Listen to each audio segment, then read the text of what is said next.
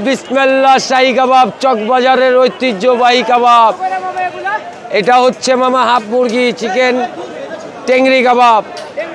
টেংরি কাবাব half, এটা কয়লায় barbecue করা হয়। আর এটা হচ্ছে চিকেন হারিয়ানি কাবাব, ধনিয়া পাতা, পুদিনা পাতা, ক্রিসপি ক্যাম্প, বিভিন্ন ধরনের ভেজিটেবল দিয়ে তৈরি। 33 পদের মশলার রেসিপি আছে এটার মধ্যে। ওই যে টিকা কাবাব, কাঠি কাবাব, সবচেয়ে কম দামে বিক্রি করি আমরা চকবাজারে।